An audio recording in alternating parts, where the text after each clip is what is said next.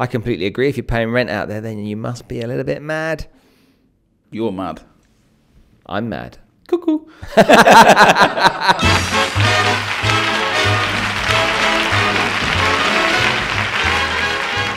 Hi, everybody! Hi.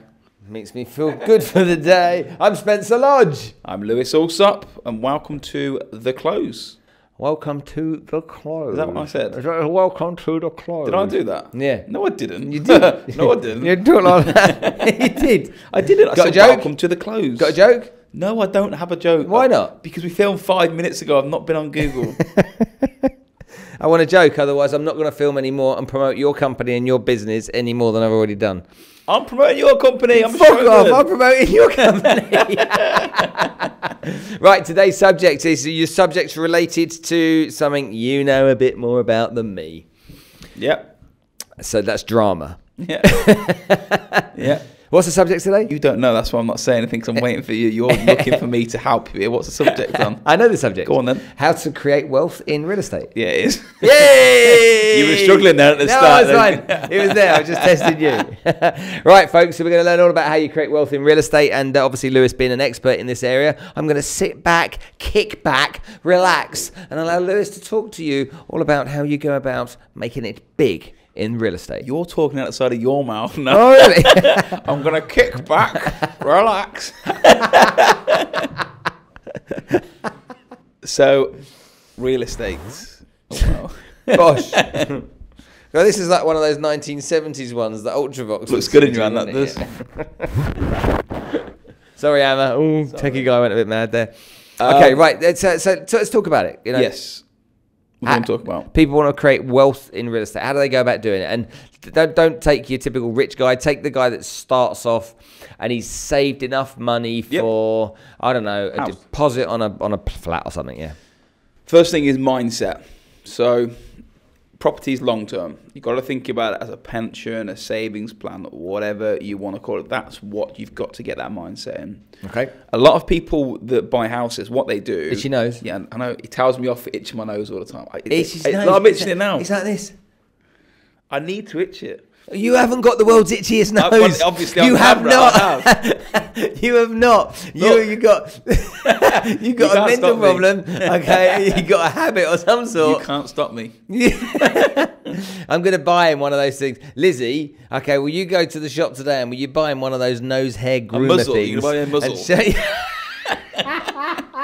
Come on, let's get. I can't get on it. How do I scratch it? Okay, let's get back. That was not a nice face. Right. Real estate and investment. So, how to make yourself wealthy. First of all, mindset. It's a long term. Yeah. It's not boring, real estate. Boring, You're making it boring That's now. not boring. Okay, so real estate's a long-term investment. How many people I know that refuse to buy their first home? Let's use Dubai as an example, which is going up and down all the time. Every 3 or 4 years, it fluctuates. So at the moment, it's going down. No matter what anyone says, it will go up in the next couple of years. But what people are doing is that, let's say, for instance, I know someone that's waiting for the market to come or start to come back up. And that may take 2 years. So let's use an example. This is what so many people do. So if you go on social media, tenants, they're willing the prices down. Why do you look at people like that? Like that? You're talking like that. I'm doing something weird. You can. God, you're not interested in this subject. I am interested. You're not interested. I am You're interested. the school no, I'm kid. interested. I'm interested. Sorry, I'm being troublesome. You are being troublesome. I'm being troublesome. You are. Go on. So people buy properties and they wait for the market to come back up. There's no point in doing that. People have this vision in their head that when they're spending rent, that money doesn't exist. So I'll give you an example. They'll buy a house for $1 million dirhams and they won't buy it because they'll wait for the market to come down, let's say 10%. Let's call that 100,000 dirhams. But they're willing to spend 150,000, maybe 200,000 dirhams on rent over that 2-year period. So if you actually sat down with someone and broke the numbers down, they're losing money even if they're renting over buying in a declining market. But people don't understand that concept. So that's rule number one. The biggest thing anyone can do is get themselves on the ladder. Do you want to pay your own mortgage or pay someone else's? At the end of the day, this is statistically, anyone who's watching and understands or is a tenant in Dubai, your property can go down 5% in value every year for 20 years. The value is nothing. Okay, let's say that's what it is. You could rent a property for 20 years.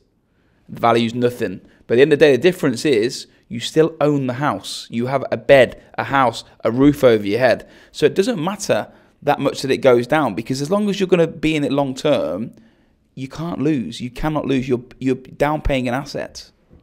Yeah. So that's not. So the question of today's subject is how you make money. So step number one is get on the ladder. Okay. That's step number one. If you're a tenant and you can afford to buy a property, that's step one. And your affordability is based upon you being able to create the deposit required. Yep. Plus be able to make the monthly contributions. Which is normally getting less than rent. However, if you're renting, then you're making contributions equivalent anyway. An example, $1 million dirhams. Your repayments on that. All right. I know you're getting frustrated with me. I'm just trying to make it clear for everyone. They can't look at your eyes because you keep doing that. Your talk has only mouth again. So $1 million dirhams is 4,800 dirhams.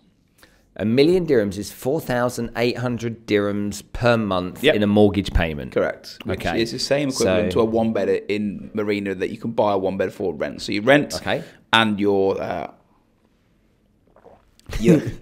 rent and your mortgage is pretty much the same, if not less. Right. So the big question is, can you afford to get the deposit? If you can, step number one. But hold on. Have I got to buy insurances that go into the normally you have to get life insurance. So life insurance for the mortgage. Yeah. So normally you have to do your test. If it's over, I think 4 or 5 million dirhams, you got the heart monitor on you and do your But there's a premium that you have to pay every month towards the insurance. So that's got to be added on to your mortgage payment. Yeah. So normally some banks calculate that into the lend or the mortgage, the loan, whatever.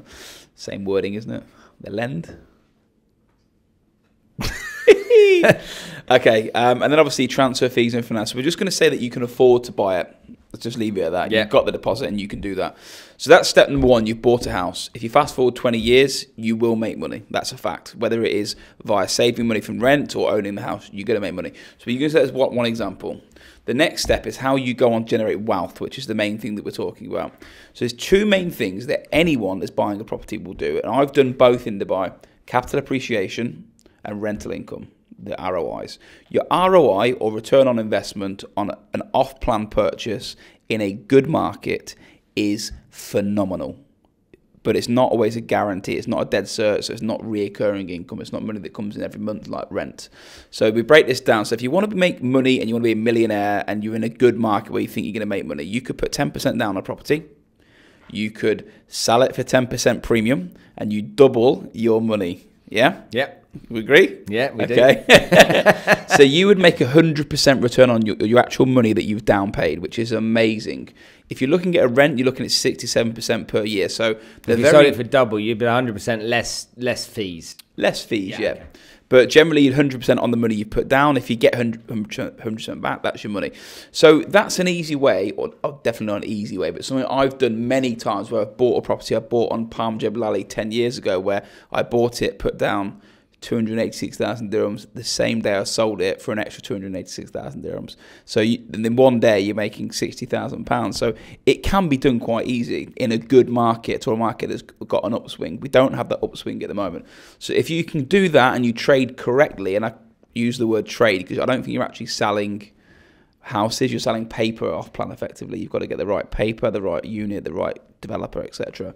And there's got to be the demand for that. So I've seen that market, and people have made themselves millionaires. I've seen people make themselves £1 million. That's the whole flipping game, though, yeah. Yes. So Dubai isn't in that state of the place right now, but I'm sure there's somewhere else in the world where the market is absolutely on fire. And if that is happening and you're into off-plan buying and selling, I don't know. Why not? Because I specialise in Dubai. I'm not a jack of all trades. There's your answer. So you don't do your research into knowing what else is out there that's firing up right now? How many countries are there in the world? 180 or something? Don't know like any real estate outside the UK where we do, and the UAE. I stick to what I know. Okay, so there could be stuff in Hong Kong, there could be stuff in Singapore right now, and all that kind of stuff that's just doing really well. Somewhere where it's doing really well, you can get into the off-plan game and you can make yourself a millionaire very easily. So I've seen people that have bought in the address in downtown as a perfect example. They'd put 10% down, let's call it 2 million, to put 200,000 down, and they'd sold for a 50% premium on 2 million.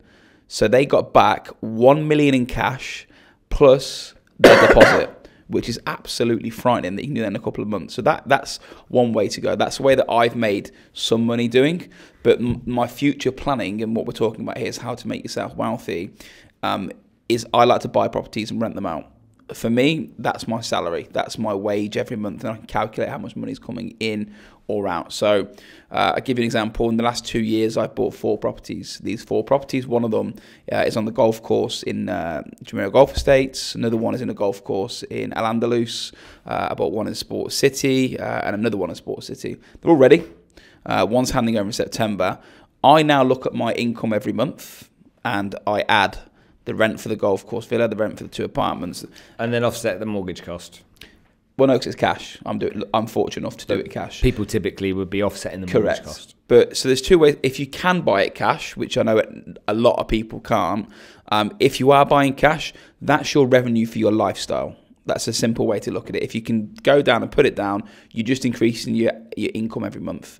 Now, that's not the norm. I get that. So if you use your stereotypical example, stereotypical, another good word. Another long one. Yeah, I know, yeah. 2 words, actually. Is it stereotypical? Is it 2 words? Am I 1 word or 2 words stereotypical? I'd say 1. Yeah, maybe. I think you're wrong there. No, stereotypic is one. I think always another. So then you're going to use your example. Stereo means 2. Does it? Stereo. Oh, does it? Yeah. Oh, God. We're learning something. Let's get back to real estate. So hold on a minute. So go. Let's say you can afford to buy cash. Yes. Why on earth would you buy cash when you can borrow so cheaply? Because it depends what your goals are, and that's what the whole thing we're talking about. Well, no, it doesn't. Because if you want to create wealth by real estate, if you put 10% down and you can sell that property for 10% over the cost of purchase, there's 100% gain on your deposit. Yeah. If you buy a property to rent out, and what's the mortgage rate? 3.29. Okay, so you borrow at 3.29%. Yeah. If you put all of the money in, then that money doesn't have any opportunity to appreciate it in capital apart from the value of the property. Yeah. So if you took a deposit, put that in, rented it out, the rental income covers the mortgage, the property is then owned, and then there's maybe a difference in there that's a profit on top of that as well. But the rest of the money could be working for you. But it'd be very limited. But if you needed that money in an emergency, you wouldn't have to worry about selling any property. No, but you'd never sell it. The key to what I was going to say, you don't need to sell, you'd refinance it. So how quickly can you refinance a property if you've got no 2 to 3 weeks maximum? If you've got income issues and you can't. Well, your income's normally taken from you. They take your rent into consideration. So I'm just going to use me as your example. So my goal. Yeah, but you're not typical, are you? People have goals, is what I'm saying. So you're saying, why did I pay with cash? Don't argue with me. I am arguing. Let's have a conversation about it. We're not having an argument. He was giving me a Jedi Death stare then, like a proper look at it. He's defying my investments.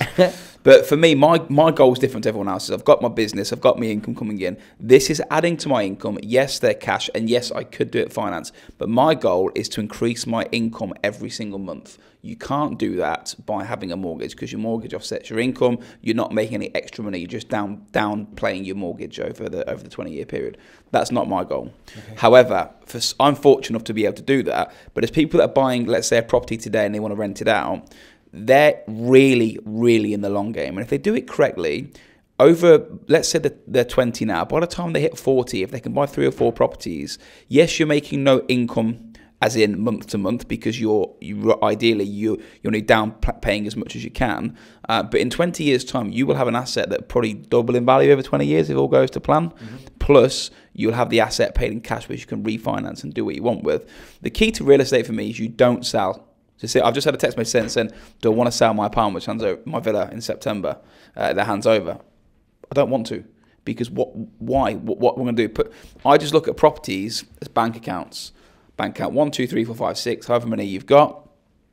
My money's not in my bank, but it's paying me a yield of X, Y, Z in each bank. So if people can get that mindset straight and understand that, yes, you can't see it, but it's there, that's how you become wealthy, because the idea is to make your money work for you. You want to go to bed and go to sleep knowing you're making money. How many people do that? Well, hold on a minute here.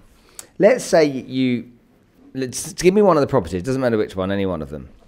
Redwood, 3-bed townhouse on the golf course. Okay, how much did it cost? 3,060,000. And what's the annual? 200,000. On a 3 million? 3,060,000 purchase. So 3 million, and you're getting 200,000 in. Yep. That's a rental yield 7%. of Tell me. Bit less. Okay, so I'll just average it down to whatever. So we're talking about percentage yield on investment, aren't we? Yes, yeah. So real estate is essentially one. If you could get 8% or 10% somewhere else, then it's better to do that. No, because I could get cheaper. I definitely could go and buy in a sub-developer. No, not in real estate. So if I could take an amount of money, 3 million dirhams, and I could invest it in something, and I could get a 10% yield on that money. I'm different to you. No, I'm not saying you can't. I'm property. So with me, if the whole world goes to pieces, I'm still left with the house. So you could probably put it in Bitcoin. If you bought Bitcoin 6 months ago, your value would be a lot less than what it is today. You'd have lost your shirt, Yeah, exactly. It would have had no sleeves today. Your shirt and your waistcoat. Yeah, and my waistcoat, just a shirt. So I think it just depends. For me, I'm safe. I err on the. No, you made a valid point then. At the end of the day, you still got the house. Correct. So that's the thing, is that I believe that when I buy a property, I've still got a supply for my family and my wife and my dogs and whatever else, my future children. So I like to invest. So the property I bought, it was off plan. So I bought it off plan, and that's the risk. But the safety that comes with it is that I know it's a roof and walls and glass, and I own the land on there. So there's an element of risk with both sides. But I won't sell that. I will never sell that. If I ever needed money at any point, I'd refinance it, knowing that in 20 years again, my mortgage will be paid off again. So I'm a big believer in do not sell properties unless you have to. Or if it's your home, it's different. Obviously, you're selling to buy on again. But they should be like your pension plans. They do make you money, but there's definitely other investments that you could have. But I think property is a very safe investment. And do you have an ambition to build a property portfolio of many, many properties over the years? Yeah, I will. I will keep buying until, if I ever get my dividends from my company or my profits, whatever it may be, I don't like them in the bank. I like to keep minimal amount in the bank, and I invest everything that I've got. The next thing that I want to buy, believe it or not, is something silly, but I want to go in France. It's not a lot of money. It's not crazy, but I think you can make money off that if it's done correctly in wedding parties and venues, things like that. So I want to spread my risk. I don't just want to buy. We have a building, the office we opened in Coventry, bought the whole building. So there's 3 stories there. We own that. We don't pay any rent on it. We don't rent the units out. It's not a good investment, but it's safe. It's Coventry, and it's not sexy, but it does the job. So I do believe that property is the way to go, but I just spread it. I spread all of my investments. And so like taking something like a chateau in France. Yes. That's out of your territory. Massively. Okay, so how much research does someone have to do to make a good decision with that? So if anyone's like, I don't know if you do or not, but I'm the pretend buyer that goes and move overseas, and I look all around the world and have a look. So I always do that. But obviously we got married in the south of France, so we know pretty much what's going on around there. I've already know the agents that are there. So when we do get to that stage, we're not there yet, maybe in 6 to 8 months, you'd have to go there, especially something like that, because the laws are different. You'd have to spend 6 to 8 weeks there just to get it through and understand what's going on. But if it's going to be, let's say, a summer family home or whatever it may be, you just do it. What I find crazy about people that buy houses is sometimes they want the cheapest one in a worse location, or they're willing to sacrifice when it's your own house. They go, no, go with the cheaper one. But in 20 years' time, you still own the house. So sometimes it's best to take a bit of time, pay a little bit more if you have to get the property that you're going to live in. And that's the question. When someone lowballs us talking about in real estate on an offer, like I just had a text message a minute ago, someone offering a property, and someone lowballs, first question I ask is, it's your home. Surely if you really like this house, you pay a bit more for it. And that's the same across the ballpark. Is I think that going back to the research, you need to do your research if you're going to use it as a home or a 20-year mortgage. You need to make sure you know your stuff. Do you advise your staff to follow that type of process? I push every single person. So in Jumeirah Golf Estates, the Al-Andalus one, the hands over in September, we bought a street. The whole of our team bought a street. There was 10 villas on the street, and we bought them all. And I've got a picture on my social media, and I'm so proud. These lads come here with nothing. They come here with £3,000 or £4,000, and I've got a picture put on social media, all with their SPAs in their hands. And it was just a nice. I just say, look, if you can do it, go and do it. So they're all doing it. I'm helping them get their mortgage at the moment, because hands over in September. So yeah, I push everyone to do it. I want people to follow what I'm doing, and I think that I'm sure there's so many people that are doing better, a lot better. And you talk about the guy with £300 million.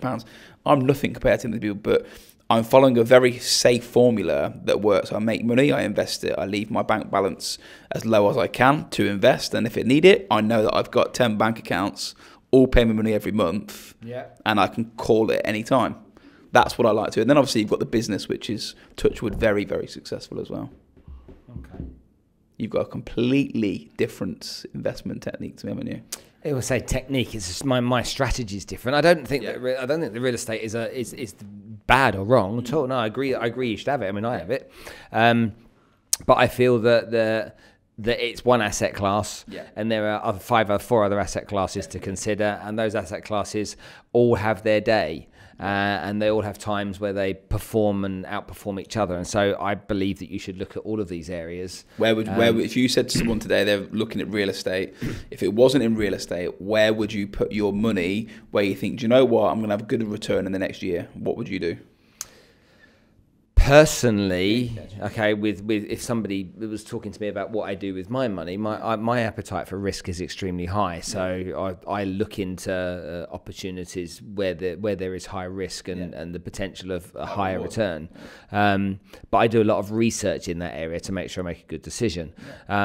Outside of real estate, well, you've obviously got commodities, equities, you've got fixed income, and you've got which are loans, and then you've got cash.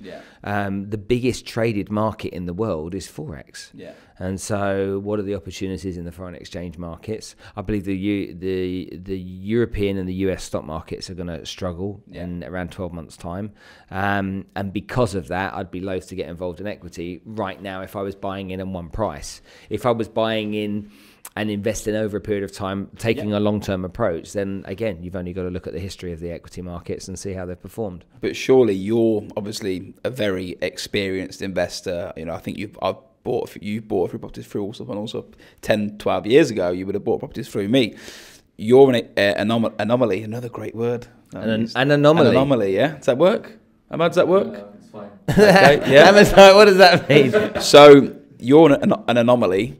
But before anyone even starts talking about FX or anything like that, surely they should be worrying about not trying to pay the rent, because there's no point in making £1,000 in FX if you're paying £1,000 in rent. I completely agree with you that rent is nuts. It's crazy. Okay? It's crazy to be paying money in but rent. What you will see, Spencer, you see people celebrate, go, I made £4,000 on Bitcoin this week. Great. But then they'll pay £4,000 on rent. So you're actually, if you break down your profit and loss, you're in no better position, which is crazy. But that is I couldn't agree with you more. It's what people do, though. That's people's mindset with renting. It's invisible money that they don't worry about. I get it. Okay, so maybe you've got some ideas there, Lewis, the expert, when it comes to how you create wealth within real estate. I mean, what do you think? What are your opinions? What are your thoughts? Do you think Lewis is talking rubbish? Do you think he makes a lot of sense in what he says? I completely agree. If you're paying rent out there, then you must be a little bit mad. You're mad. I'm mad. Cuckoo. Right, and then we get to the end of this episode, 20 minutes done. You enjoyed it? Very good. My subject, my forte. I'm just passionate about people not paying rent.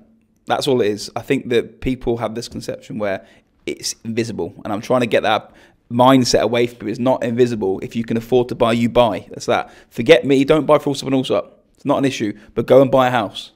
You notice how when Lewis talks about something he's passionate about, he really speaks very, very, very, very quickly. Really, what are you talking about? I'm sure he could break a world record if he could. All right, guys, thanks very much for joining us. Hope you enjoyed the show. Again, like, follow, all that kind of stuff. And make sure you get out there and you follow Lewis on his Instagram channel, which is Lewis_Allsopp Dubai. Look out for that. Allsopp and Allsopp got one? Yeah, Allsopp and Allsopp. Is that what it is? That's all it is, yeah. Yeah, but hold on, people don't know how to spell Allsopp and Allsopp. ALLSOPP. AND, There you go. You try to say that to someone in Dubai and go, how do we get on your website? They go, we get a great one. Who go, oh, we're your soup. We're not soup. People think we're a soup company when we deliver for sale boards, and they go, quickly let us in. The soup's going to get cold. All soup and soup. Soup and soup. Soup and soup. Soup and soup to do real estate. All right, guys, we'll catch up with you soon. Whatever you do, get out there and make sure you make it happen. We'll see you soon, folks. Bye.